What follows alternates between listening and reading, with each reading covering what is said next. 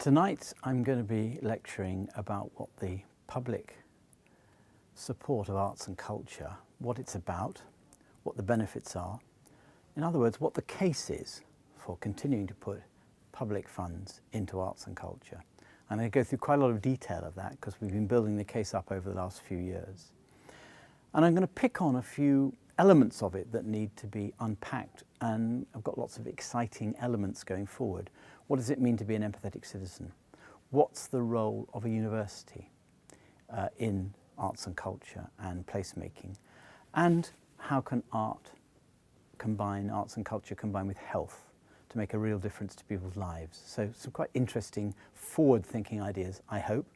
And in terms of takeaway, I hope people in the hall will engage with that, and I hope they'll go away and really get hold of some of those issues and drive them forward. The University of Sunderland takes its role as a place-shaping organisation very seriously. Do you think the impact of that is visible enough? Is there more that we could be doing? I regard the University of Sunderland as something of a poster child for placemaking, urban regeneration. I've been at the Arts Council for 3 years, and one of the early visits I made was to the National Glass Centre. And the University of Sunderland, effectively curating the National Glass Centre, pretty well the most important craft centre in the country, was incredibly eye-opening for me. It made me realise what's possible. Now the University of Sunderland is doing other joint ventures. In fact, there's even a press release the day before I arrived here today about Sunderland Culture, which is a three-part coalition between the Mac Trust, the Council and the University. So I'd be the last person to say the University of Sunderland ought to be doing more. I mean, I hope it will do more, but it's really leading the thinking on this, I think. Given the focus on teaching of STEM subjects, do you still think there's a role for arts and creativity in learning? We put, as you know, the A for arts into STEM and we get STEAM. And actually I think this is pretty widely understood now. And although we haven't changed the EBAC in the education system, and although arts and culture is under threat in some schools, actually there's a wider recognition now that arts and culture is critical to the upbringing and the opportunities of all young people, as it always has been. And I think we're going to make progress on this in the next couple of years. Just very quickly on your ITV job, congratulations. Do you think that understanding audiences has really helped you in your role between your TV career and your understanding of audiences for growing arts audiences as well? If there are any parallels between my background in TV and media, which I spent 35 years in, and the Arts Council, they're not really about understanding audiences or specific projects. What it really has helped me do is speak up for the creative industries in general and define arts and culture as part of the creative industries and see where the parallels are between media, computer games, advertising, all these other elements, and the creative industries, and arts and culture within the creative industries. And so it's seeing the whole, that's what it's helped me do. Thank you. And finally, what advice do you have for our students who are considering a career in arts or media? My advice to anybody who wants to work in creative industries is do it. Keep banging on the door, even when it looks hopeless, because if you're determined enough, you will succeed. It is quite casualised. It's difficult to get into. But when you succeed, not only will you be fulfilled as an individual, but I'd argue you'll be doing work of national importance. Thank you. Thank you very much for that extremely generous introduction. It's not the first time I've been described as a cartoon character. No, not the first. Now, I wanted to ask you this evening for your help first, because I may need somewhere to sleep in the next few nights, and some of you may have a spare bed. See, the thing is, I'm moving house this week, and my wife thinks I should be in London. And I'm in Sunderland, much to my pleasure. I'd much rather be here. I don't want to be taking part in the move. Let it happen. I mean, I'm sure there are people who can do it. But when I get back to London tomorrow, I don't know if I'm going to be let in, because she takes a dim view of it. But anyway, I'm delighted to be here. Thank you very much for the invitation. So you've got the title here, and that is what I'm going to talk about. So you can relax. That is my subject. And now it's after dark, and we're all friends in the room. We're going to start with the quiz section of the speech. I want to ask you a question. On this piece of paper, I have a quotation. I'm going to read it to you, and I want you to tell me who said it. Oh, you think that's a terrible question, madam? No, it's not. It won't hurt at all. You'll be fine. This was said by a politician sometime between 1946 and 2016. In other words, sometime in the 70 years between the founding of the Arts Council by Maynard Keynes in 1946 and today, 2016. Here's the quote. Our museums, theatres and galleries, our exhibitions, artists and musicians, they are truly the jewel in our country's crown. And if you believe in publicly funded arts and culture, as I passionately do, then you must also believe in equality of access, attracting all and welcoming all. Whose words are those? Just give me some suggestions. Think of the last 70 years. Who might it be? John Major was a suggestion from you, was it? Yeah, it's wrong. But it's a good suggestion because John Major set up the lottery, which is a very important part of funding of arts and culture in 94. So he is a significant figure in the story, but it's not John Major. Another suggestion. Sorry? Tony Blair. Do we still mention him? It's not Tony Blair, no. Anybody else? Couldn't be the Iron Lady, could it? The Iron Lady, no. It certainly could not be the Iron Lady. Sorry, somebody up there? There was another name. Harold Wilson. No. Jenny Lee, who did the cultural white paper in 1965. No, but a very good try. Any other suggestions? Who said that? Who said that? Was it the lady in green or the... Congratulations, you get tonight's star prize, which is you have to give me a spare bed when my wife throws me out. It was David Cameron last month in a speech he made about life chances. I think quite significant speech he made about life chances. And if you haven't read it, I suggest you go to the site and read it because it covers all sorts of things that matter in the bringing up of young children. And I think it had some really interesting ideas in it. I'm not entirely convinced all the policies are there to support the ideas, but that's something we should encourage them in. Now, who said this? The quiz only has 2 questions, and I'm going to get on and do my job, don't worry, which is the lecture. One of the best investments we can make as a nation is in our extraordinary arts, museums, heritage, and media. Who said that? Again, sometime in the 70 years. Okay, I'm going to tell you. I'll put you out of your misery. George Osborne and the Autumn Statement. Now, what's interesting is that in the Autumn Statement in November, and then in the Life Chancellor's speech by the Prime Minister, you have the Chancellor and the Prime Minister within 3 months of each other making those 2 statements about arts and culture. And I would suggest to you that something has happened. There's been some turn in the road. There's been some appreciation of the value of arts and culture that wasn't there before. You're snorting. You'll be pleased to know, sir, you have the chance to ask me questions later, so you can challenge what I'm saying if you want. By the way, I'm not a member of any political party. I'm just talking about arts and culture and how important it is in politics. 1946, Maynard Keynes sets up the Arts Council following the wartime organization SEMA, where the coalition government in wartime had put money into arts and culture in a way we'd never done before. And they got this great reaction. People loved it. So they said, we're going to go on doing it. We're going to form the Arts Council. In his opening radio address, Maynard Keynes, explaining the purposes of the Arts Council, said, rather lovely phrase, let all of merry England be merry in its own way. Because he wasn't po-faced about it. He knew it was about entertainment as well as about intellectual stimulation. Actually, what's less quoted is the phrase that followed that, death to Hollywood, he said. I don't think we say that today, death to Hollywood. We probably think it, but we don't say it. Now, there's a golden thread about public support of arts and culture that goes forward from that year, 1946. And you, sir, thank you very much, mentioned the white paper of Jenny Lee, who established the principle, amongst other things, of local council, local authority support for arts and culture. Today, local authorities put more taxpayers' money into arts and culture than the National Arts Council does. They are really important, which is why I'm so pleased my good friends from Sunderland City Council are here in the audience tonight. And it shows, I think, the importance they put on arts and culture too, that they are here. So I'm flattered and delighted to see them. 1965, the white paper. The next really significant, also mentioned by you, sir, thank you.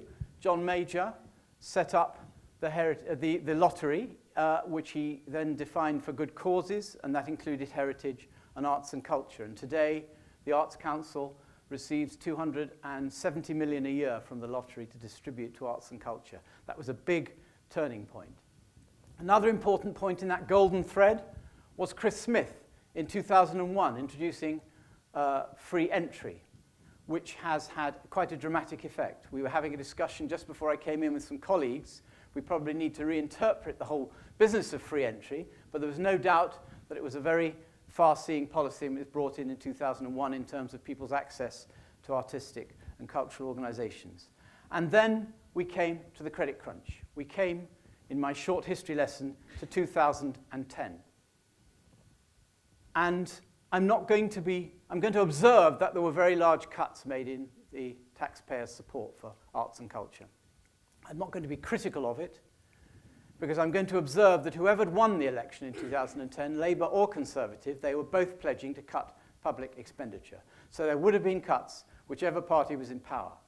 Nevertheless, the cuts were quite savage, and I was concerned at the time that what I would call the consensus between the parties, which I think the history lesson has demonstrated, on arts and cultural funding, that consensus might be breaking down. That was my concern. And when I arrived at the Arts Council in 2013, perhaps my biggest concern, and I thought our biggest challenge, was how can we re-articulate the importance of public support for arts and culture? And I think we've come a long way in the last 3 or 4 years in doing that, and it's been done with a lot of help from people in this room, because a lot of the fresh thinking, and I'm going to reflect some of it tonight, has been done in the Northeast. And it's been very important as we build the case. Now, some of you, good friends and colleagues here in the room tonight, have heard me talk through this holistic case for public support of arts and culture before. Bear with me, because what I'm going to do tonight is pick out, when I've just gone through the overall shape of it, I'm going to pick out some particular bits of it that I think are really interesting, are really radical, and really hold some really interesting possibilities going forward. Okay? So we had to reconstruct the case for public support of arts and culture. I made a point of asking people in local authorities, people in national government, ministers, MPs, civil servants, why do we put public money into arts and culture when I arrived in 2013? To be honest, a lot of them didn't have a bloody clue. They weren't against it, they'd just forgotten why we do it. The tighter public money becomes, the more we need to know why we do something, and we need to be able to justify it with the benefits. So this, which I'm going to take you through now, is what we call the holistic case for public support of arts and culture. And this was an attempt to create the whole map, to put all the arguments together. If you're going to a local authority, or if you're going to a trust or a foundation, or if you're going to an individual to fund arts or culture, you can pick any bit of this you want that might release the money. But we need to know what the whole picture looks like. So we started with what I call the intrinsic value of arts and culture. And we say this comes first. We say this, if you like, is a statement of our philosophy as a country. This is why we do things. Identity, collective memory. I don't think I need to explain that to you. Arts and culture is about personal identity. It's about national identity. It's about local identity. It's part of the national conversation. And some of you here run museums. Museums hold our collective memory. They are definers of our culture and curators of our culture. A phrase that I came up with at the time, the empathetic citizen. What did I mean by that? I'm going to unpack this more later. I mean that arts and culture, at its most basic, is the telling of human stories. And when we tell human stories, what are we doing? We are understanding somebody else's predicament. We are putting ourselves in somebody else's shoes. That is how we get a functioning society. One of the ways we get a functioning society of empathetic citizens is arts and culture, and I believe it's one of the most fundamental benefits of arts and culture. And when you go to the theatre, or when you go to the cinema, I'm talking not just about arts and culture funded by the Arts Council or by local authorities, popular culture, television, whatever it happens to be. When you're watching a drama, that's what you're doing. You are engaging your sympathies in somebody else's predicament. You are understanding somebody else's emotions and point of view.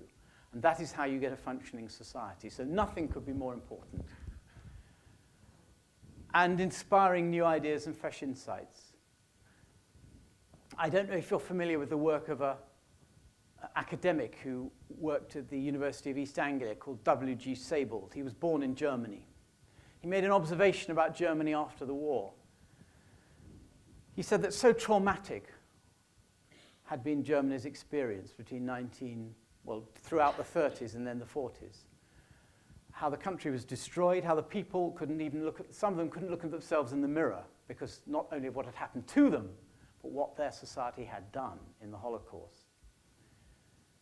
That German culture for 20 years after the war didn't mention it. They couldn't bring themselves to it. Their culture wasn't alive. It's taken the children and the grandchildren of people of that era for German culture now to reflect the experience of being a German in the 20th century and to start to explore what it meant, why it happened, how those terrible events occurred. And when I say, therefore, inspiring new ideas and fresh insights, I'm talking about the way arts and culture is an essential piece of the bloodstream, if you like, or the DNA of a country. Not only reflecting what's going on at any particular time, but examining what's going on and coming up with new ideas. That's one of the roles of arts and culture. So that's the intrinsic value of arts and culture. And I've got 4 main headings in this holistic case. And I always say, let's talk about that one first. This is why we do it. This is who we are. This is our philosophy. This is the underpinning of it before I come to the other ones. The other ones are, if you like, more practical. And they're pretty important too. The social benefits of arts and culture. I'm going to talk more about health and social care in a minute. There's something really interesting going on. But for the moment, just a line about it. Across the country, in care homes, in hospitals, in prisons, you are finding arts and culture playing a role. And the connection between arts, culture, and well-being and good mental health is really, really important. And it's being understood by the health service. But I'm going to actually unpack that more in a minute. I'm going to come back to that. I talked about that already. Quality of life, well-being, entertainment, something Maynard Keynes understood in his Merry England. And engagement, equality of access. We say with Arts Council, which has public money, whether from the lottery or the taxpayer to invest, that money should be invested for everybody's benefit, and it should be invested drawing on in projects that, and arts and culture that draw on all the talents. That's the function of public money. Everybody pays their taxes, everybody buys their lottery ticket, everybody benefits, and everybody's talent is on display. We're not good enough at it in this country. We're not good enough at it in arts and culture. We're trying to do something about it from the Arts Council's point of view, and many of you here will be involved in organizations where you are trying to say, how can we be more open? How can we make our programming appeal to a wider number of people? How can we give opportunities to people in our organizations from backgrounds where they wouldn't normally think of entering the media or arts and culture.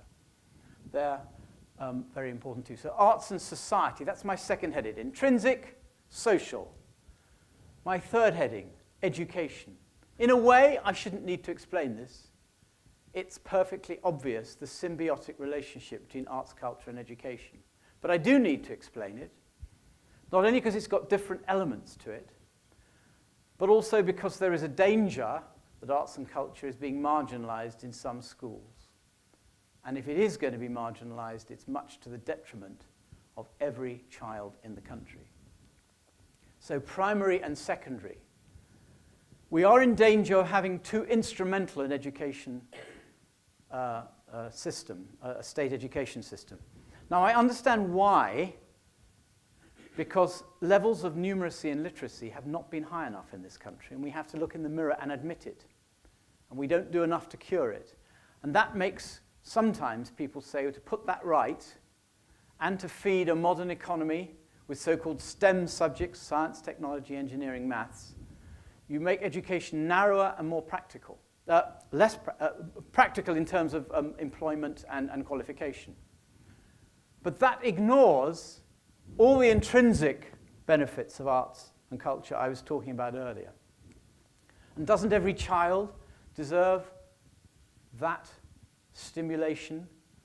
Doesn't every child deserve to share in the national conversation and the national culture via arts and culture?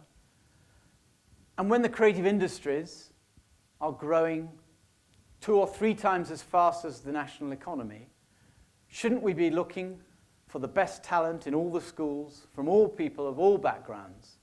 So that's why arts and culture and education is critical.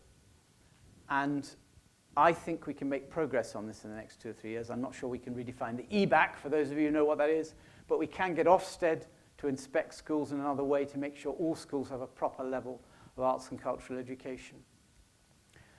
And there are a number of other things we can do, including holding governments and politicians to account when they make statements that back the value of arts and culture, to say, well, now let's discuss what the policies are to deliver on it. Work in progress. Higher education, here we are at the University of Sunderland. I'm going to talk more about this in a minute.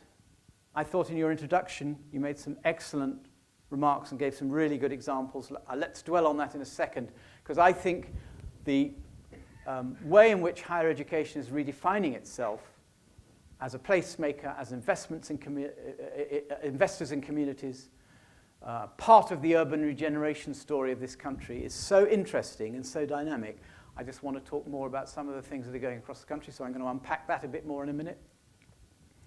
And continuing and lifelong learning, part of the arts and education picture. And my fourth heading. Now, we don't mention this one first. We are not people who know the price of everything and the value of nothing. There was a culture minister, and by the way, they seem to change about every year or two, some sort of strange habit they have with culture ministers. There was a culture minister about 2.5 years ago. She meant well. Here's a clue.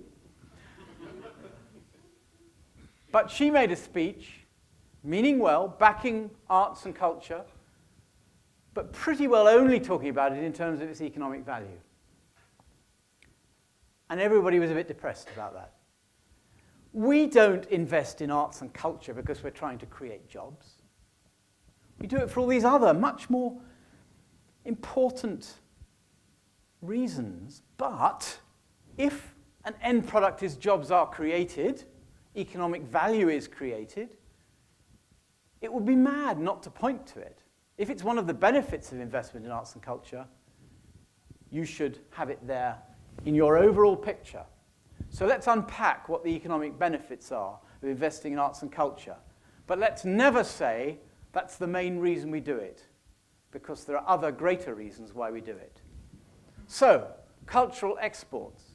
I went with the Chancellor of the Exchequer to Beijing in October. At that point, a month before the autumn statement, I'd have followed him anywhere, to be honest. But I went with him to Beijing, and he was there to do things like I met the chairman of the Financial Conduct Authority or some such person at the airport, and I said, why is a regulator going on a trade trip? And he said, actually, we're going to China to persuade the Chinese to make London the main trading center for the China currency, which I can never pronounce, but I'm going to have a go. Renminbi. Did I get that right or wrong? Some Sino experts here will tell me that I got that right or wrong. But anyway, to make London the center for it. And that was, one of the main purposes, a really important job, and they were doing other things too. But how did he start the trip? All of us, including the city folk, gathered in a theater, and we watched a performance of War Horse by the National Theatre of China. And we saw these Chinese actors, all dressed as First World War officers, barking at each other in a language we didn't understand, Mandarin, I think it was. But that was so exciting. Why did George Osborne decide to do that? Because he knows the value of British culture around the world. We have on our side the English language. We have on our side Shakespeare. And we have on our side, I might add, the BBC. Probably the three most powerful weapons we have in the world. The British Council has done a whole lot of research that says that people who come into contact with British culture are more likely to trade with Britain. And the British Council, in the last 10 years, has taken the story forward really importantly too, because they've said it's not about exporting British culture simply, it's about an exchange of culture. We were in China to learn from them as well as to bring them something, and that's, of course, what it should be in this age. But cultural exports, Britain's reputation around the world, Britain's influence, owes more to its culture than it does to the pound sterling or any specific industrial export. And we do well to remember it, and it's good to see some politicians understanding that. By the way, I do not, until the last 2 or 3 years, think the chairman of the Arts Council was ever invited on a foreign trade trip. So it does show a different mindset, I think. Creative industries and employment. Now, I've touched on this already. And it may be some of you want to ask questions about this later. But the creative industries, as defined, include arts and culture. And it is demonstrable that arts and culture incubate the talent that feed into the creative industries. And as I said before, the creative industries are about 5% of the national economy. They are growing more than twice as fast, and they're growing jobs about 4 times as fast. Okay? Now, if I was to give you the anecdotal evidence for the incubation of talent for the creative industries from arts and culture, I'd say to you Danny Boyle. Danny Boyle directs Slumdog Millionaire. Who in this room saw Slumdog Millionaire? Exactly. You're still awake. That's great. Hands went up. Slumdog Millionaire, multi-award-winning, Oscar-winning movie, turned over hundreds of millions of dollars. Where did Danny Boyle start? He was a trainee director at the Royal Court Theatre. Publicly supported theatre. Creating talent that goes on to create economic value. Steve McQueen, 12 Years a Slave, also an Oscar-winning director. Where did he start? At the public purse, his investment at Goldsmiths College, and then afterwards his first attempt at video art, invested in by the Arts Council. Went on to create an Oscar-winning movie. That's the anecdotal. We have important economic studies that show, they're called spillover studies, that show that people who are trained by the public purse go forward to create economic value later. This is something we are known for around the world, the creative industries. And in terms of funding of arts and culture, why would you cut off the R&D? Why would you cut off the R&D for the creative industries? You wouldn't. And one of the things I think we have succeeded in doing in the last 3 or 4 years is demonstrating and persuading the Treasury, and that's where the power is, let there be no confusion, the power is always where the money is. We've persuaded the Treasury that arts and culture are legitimately and genuinely part of the creative industries, part of the creative industries story, suppliers of talent to the creative industries. And that, I think, has been a real step forward in bolstering support for arts and culture and the funding of arts and culture going forward. Regional regeneration and tourism. So the local tourism offer in any particular place owes more to arts, culture, and heritage than anything else. In many ways, it is the local tourism offer. And local tourism is a really important part of any local economy, and you ask any local authority, and they will be taking it very, very seriously, and I know it's taken seriously around these parts. Regeneration. Well, you saw the press release yesterday.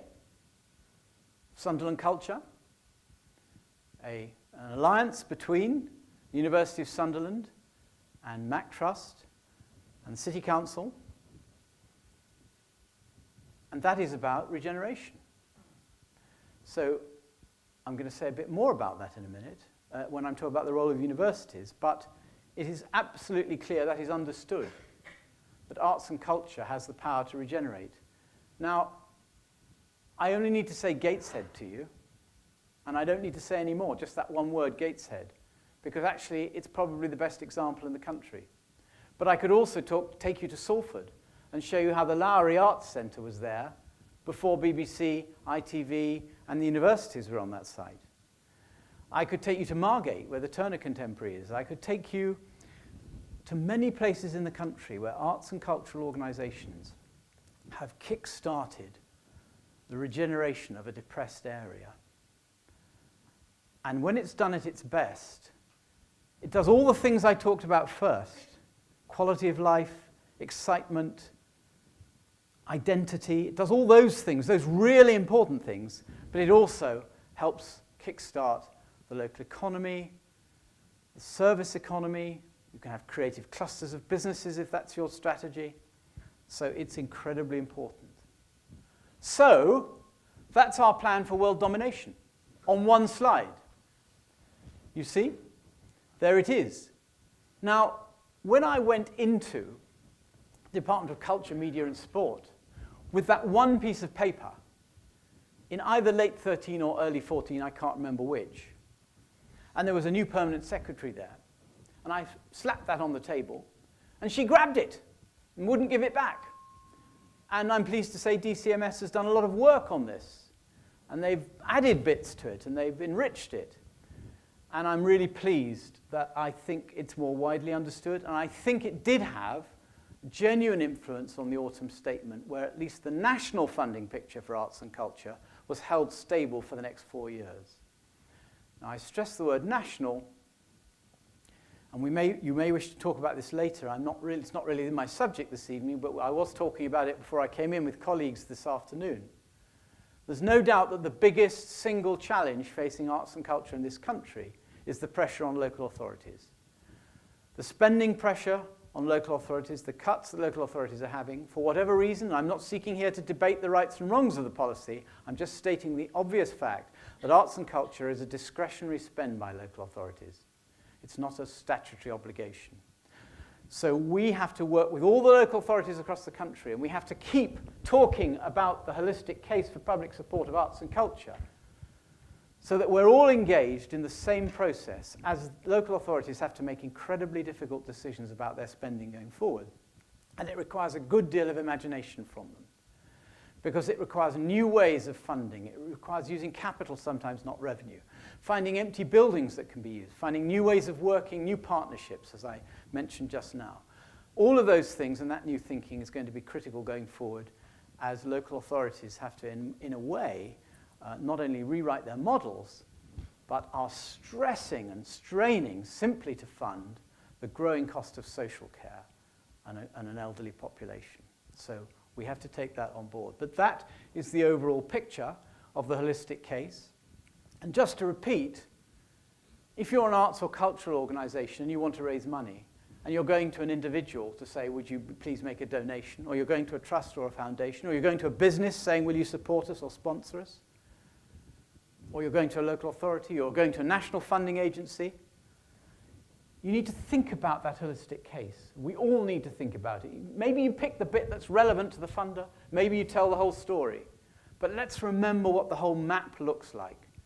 Please let's remember what the whole map looks like and what all those important elements are. And you may have things, listening to me tonight, where you say you've missed off X or Y. Good, add to it. It's a working document. Let's develop it. Now, in terms of developing it, and I said I want to unpack tonight 3 elements of this that I think have great potential for the future. And I've put them in capitals. One is citizens at the top, One is health on the right, and the other is creative industries on the left. Or was it? No, it wasn't creative industries. Oh, it was creative industries, but I'm not sure. I think I've done that already. Higher education, because that was in the title of the lecture, and I shall be in trouble if I don't say more about that. I'm getting a finger wagged at me in a very, very alarming way from the corner. And what I want to do first is talk about empathetic citizens. Let's just read these couple of quotations.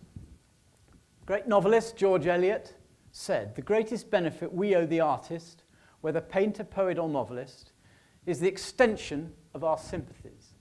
Art is the nearest thing to life. It is a mode of amplifying experience and extending our contact with our fellow men beyond the bounds of our personal lot." And Shelley, "A man to be greatly good must imagine intensely and comprehensively. The pains and pleasures of his species must become his own.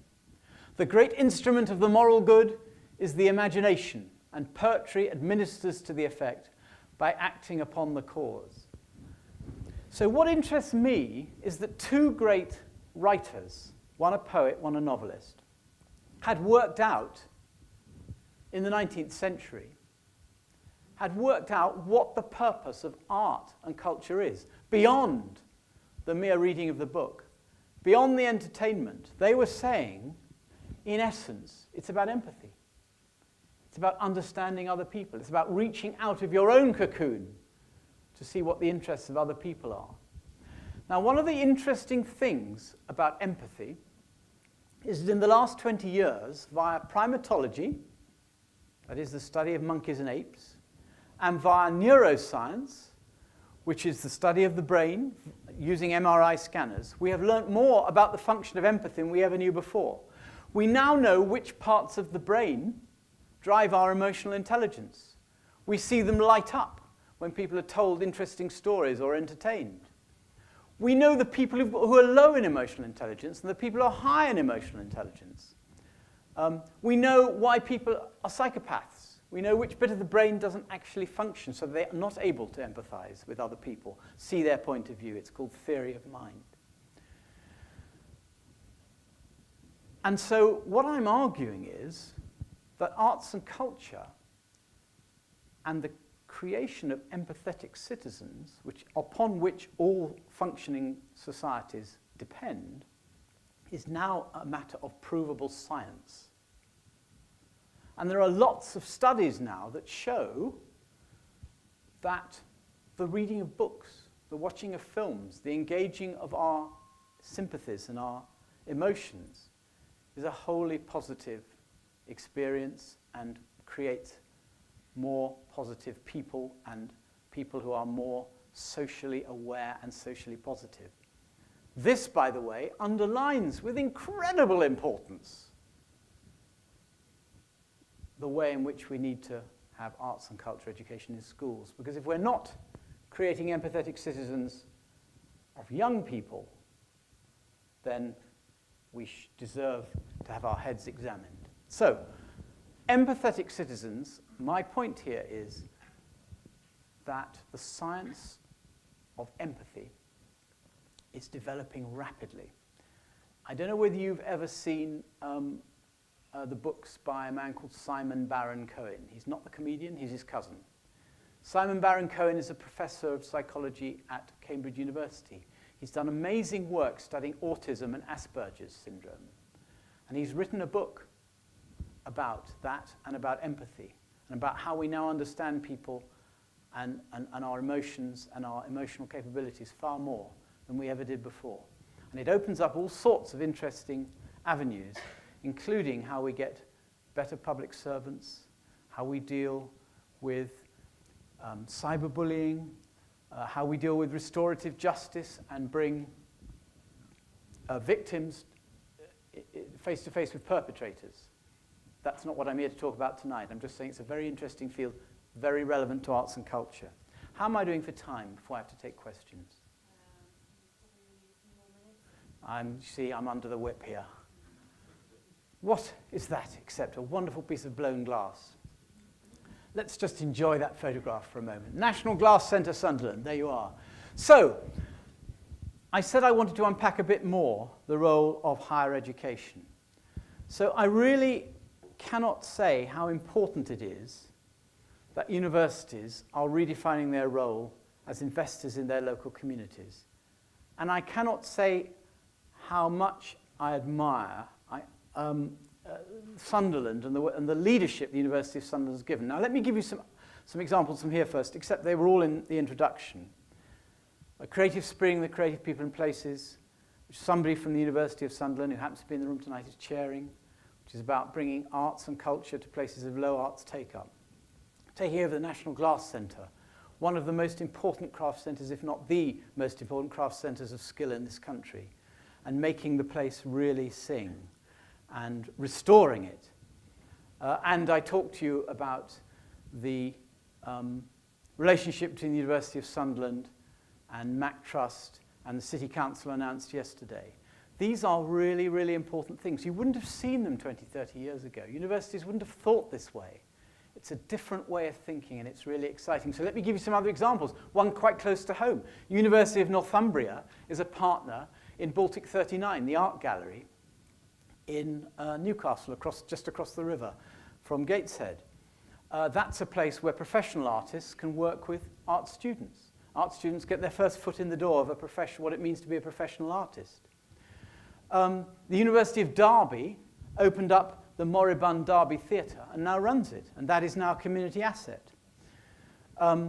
The University of the West of England, known as UWE, took the top 2 floors of the Arnold Feeney Art Gallery, which had a very, very dodgy model, and it's now been restored to health because they are not only combining the fine arts students' experience of their degree with professional artists and the working of a gallery, but also they're paying, very importantly, rent, and that's helped turn that around. Now, you might say it's not new. There are 8 world-class museums in Cambridge and 4 world-class museums in Oxford, which have always been supported by the universities as well as by other funders. But this is, I think, a really interesting idea, and I'm telling you that you are leading the way here in Sunderland, and I think you need to make more noise about it. And I think the way you're doing it, and the way you're thinking, and the way you're creating partnerships, you need to share it more with others, and you need to set them the example and tell them how you did it, and tell them what the benefits were, and let's spread the message, because there can be more of this, and I think it's really exciting. And I said I wanted to say a word or two more about arts and health. So, across the country, in primary and secondary healthcare, more and more people are understanding that arts and culture have an incredible part to play in health. Now, we cannot afford our health service as it currently is. We all know this. It's incredibly constrained, and it's based on cure. And the new head of the health service, Simon Stevens, made it clear when he came into the job 2 years ago, we need to be into prevention, not cure. He says we spend more money curing obesity than preventing obesity. Arts and culture is one of the solutions to a preventive health service. So there's arts on prescription in Gloucestershire. I was talking to one of the GPs who uses arts on prescription. He doesn't give Prozac to people who come in with mental health problems anymore. He sends them to sing in a choir or sends them to art classes. This is not fluffy, it's not fanciful, it works. None of us should be surprised. We've watched those programs on telly about singing in a choir. We've seen how inspiring and exciting it is. You make friends, you sing music, it inspires you, you go home happy. You need evidence. You need an evidence base when you come to health funding. That doctor said to me he had more evidence this worked than he ever had that Prozac worked. I can believe it. Other examples. The museum service in Liverpool. You'll have examples, I think, from around here too. The museum service in Liverpool has developed a wonderful dementia program called House of Memories. People who are older, who are beginning to suffer from things like Alzheimer's, who are losing their memory, are allowed to create a box with physical memories in it that they can somehow keep physical hold of something that's escaping them. The English National Ballet has designed programs to help people with Parkinson's. I've been to Dance Cheshire in Chester, where people, adults with severe mental and physical problems were having a dance class conducted by professionals. And that dance, movement and music, I was told by their carers, was the high point, that 1 hour of their entire week. I've been to Dance East in Ipswich, where I've seen overweight adults. Who'd want to go to a bloody gym? They're miserable places. They're torture chambers. What about having a dance class instead to get fit? And getting all that inspiration and joy at the same time as getting a bit fitter and losing weight. Now, what am I saying? I'm giving you a few examples. I'm saying that arts, culture, and health is an incredibly interesting area. It's only beginning. Health authorities are beginning to start funding the arts. It's got to be good art. It's not an excuse for crap old Amdram, lovely though it is. It's got to be good art. It's got to be good art. But it's an incredibly interesting area. So that's a third area I wanted to unpack and talk about tonight. Creative industries, I think I've covered that. I've given those examples earlier. And so I come to my final slide. Where was that then? Sorry? Exactly. And I was there. Although that evening in particular, I decided I'd dress as a bloke because I thought I wouldn't give Grayson Perry on the left too much competition. So I learned a lot this evening. This particular evening at the Sunderland Museum of Winter Gardens was quite early in my time at the Arts Council. And you know the programme on Channel 4 that features Sunderland in the first two programmes. And you know the first two tapestries that he made. The Vanity of Small Differences features Sunderland football supporters with their distinctive strip, Sunderland clubbers, and Sunderland car enthusiasts. They're all there, woven into the tapestry. And when we bought a set of these tapestries with the help of the Art Fund, we knew that the first place they had to go on public display was Sunderland. And we had 500 or 600 people that night at the Winter Gardens. And we had a hell of a party. Paul, you were there. It was a hell of a party. You were there too. It was a hell of a party. And dear old Grayson, dressed in the best slap he's ever put on, was cheered to the rafters. And that's when I understood, for the first time in some respects, just how wonderful and embracing art and culture can be for everybody. So I wanted to conclude my words, and then I'll happily take your questions, by saying thank you, Sunderland. I've said you're leading the way in many ways, and with some of the partnerships I've talked about, but thank you for showing me on that evening just how arts and culture can touch a popular chord and communicate with everybody. Thank you very much indeed.